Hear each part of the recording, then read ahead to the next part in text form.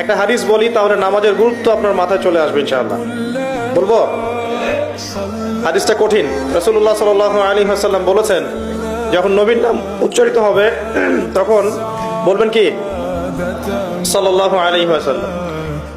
নবী সাল্লাল্লাহু আলাইহি ওয়াসাল্লাম বলেছেন, মান তারাকা সালাতান মুতাআম্মিদান ফাকাদ কাফারা। মান মানে যে কেউ, তারাকা মানে ছেড়ে দিল, ত্যাগ করলো, সালাতান মানে নামাজ, মুতাআম্মিদান মানে ইচ্ছাকৃতভাবে, ফাকাদ কাফারা সে ব্যক্তি কুফরি করলো। এই হাদিসটাকে আগে শুনেছেন? আলেম ওলামারা জানেন, কিন্তু আপনারা কি জানেন? মান তারাকা সালাতান মুতাআম্মিদান ফাকাদ কাফার, যে ব্যক্তি ইচ্ছাকৃতভাবে বিনা ওজরে, কোনো ওজর নাই, ইচ্ছাকৃতভাবে নামাজ ছেড়ে দিল, ত্যাগ করলো, সে ব্যক্তি কুফরি করলো। এখন আপনি বলেন, কুফরি যে ব্যক্তি করে সে কি হয়? যদি আমরা ধরেও নেই সে মন থেকে নামাজ অস্বীকার করে না, অলসতা বশত পড়ে নাই, তারপরেও তো কাজটা ফাঁসেকি, তাই নাকি? আচ্ছা, তো আজকের প্রথম নসিহত হচ্ছে 5 ওয়াক্ত নামাজ মৃত্যুর আগ পর্যন্ত কেউ ছাড়বেন না।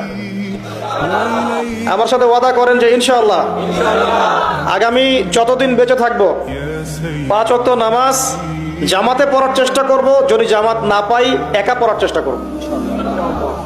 আল্লাহ পাক তৌফিক দান করুন, আমিন। আজকে যদি এই কথাটাই শুধু বাসায় নিয়ে যেতে পারেন, 5 ওয়াক্ত নামাজ আর জীবনে ছাড়বো না, আমাদের আজকের মাহফিল সফল। আর আজকে যদি অনেক কথাবার্তা হয় ওয়ার্ল্ড অ্যাফেয়ার্স নিয়ে, ইকোনমিক্স নিয়ে, শেষ জামানা নিয়ে, ঠিক আছে, আমাদের সমকালীন ফিতনাগুলো নিয়ে, কিন্তু দিন শেষে বাড়িতে যদি কিছু না নিয়ে যেতে পারেন তাহলে আলোচনায় এসে কোনো লাভ নাই। এই ছবি তোলাতুলি, ভিডিও করা, হ্যাঁ, স্লোগান দেয়া, আইওয়াজ শোডাউন করার মধ্যে কোনো ফায়দা নাই। ফায়দা কিসে? কদ আফলাহা মান যাক্কাহা। আল্লাহ পাক সূরা শামসের মধ্যে বলছেন, কদ আফলাহা, সে ব্যক্তি সফল হয়ে গেল। সে ব্যক্তি সফল হয়ে গেল মানে সে জান্নাতে চলে যাবে ইনশাআল্লাহ। কে? মান যাক্কাহা, যে ব্যক্তি তার নফসটাকে, তার এই যে কলব, এটাকে পরিশুদ্ধ করতে পেরেছে, সে ব্যক্তি সফল হয়ে গেল। ওয়াকাদ খাবা মান দাসাহা, আর যে ব্যক্তি তার নফসটাকে পরিশুদ্ধ করতে পারলো না, সে ব্যক্তি ধ্বংস হয়ে গেল।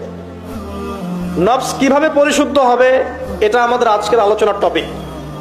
তার আগে আমরা বলি, 5 ওয়াক্ত নামাজ ছাড়া নফস কখনো পরিশুদ্ধ হবে না।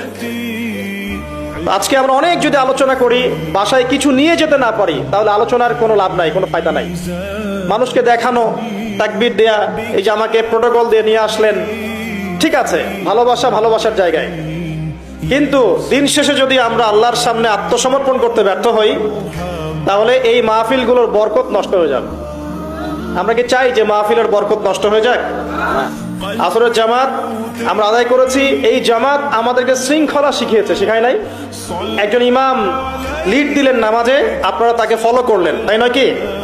এটাই তো হচ্ছে মুসলিম উম্মার বৈশিষ্ট্য। মুসলিম উম্মাহ হবে শৃঙ্খলাবদ্ধ জাতি, যাদের প্রতিটা কাজ হবে সুশৃঙ্খল।